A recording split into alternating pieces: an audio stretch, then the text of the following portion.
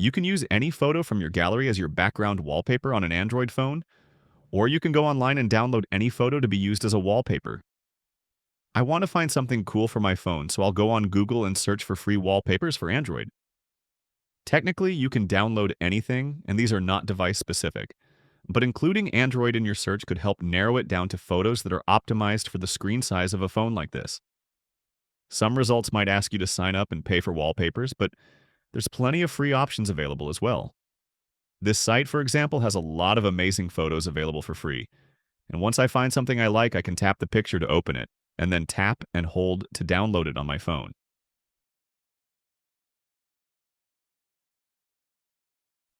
Then I'll go to my home screen and press and hold an empty space.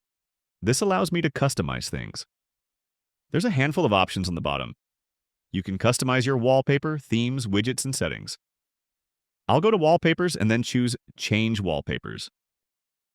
Now I can choose from the built-in options or go to my gallery to choose any photo from there. I'll pick the most recent photo that I just downloaded, and now I can choose if I want it as my lock screen background, home screen background, or both. I like to keep mine consistent, so I'll choose both. Tap Next, and this is where the fun begins. You can now customize everything about your home screen. I could, for example, add a frame which will frame my wallpaper photo on a solid background. Shapes and colors are customizable, of course. If you're feeling lazy, you can tell your phone to suggest different designs. This includes customizing your wallpaper, date and time, and everything else on your screen. I'll go back here and see what kind of stuff it'll suggest. It's gonna think for a second, and then give me a handful of suggestions that I can preview. If you don't like them, you can tap the button here to get new suggestions. I don't love these, so let's do it one more time.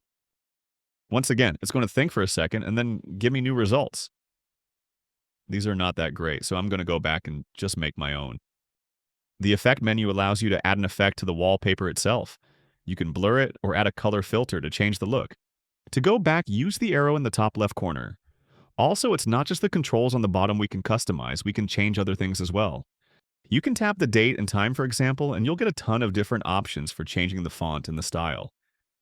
There's everything from digital to analog clock, different configurations, and even a calendar view you can set on your lock screen. There's an option to include weather information and to swap the order of date and time. I like my date and time kind of large, so I can drag it on my screen to make it bigger. Once I'm happy with my background, I'll tap Done in the top right corner. And there's my new wallpaper. This is a great way to personalize your phone and make it look and feel yours. Go give it a try, leave a comment if you have any questions, and before you head out, check out my Android playlist for more easy-to-follow guides like this. Thanks for watching. I'll see you in the next one.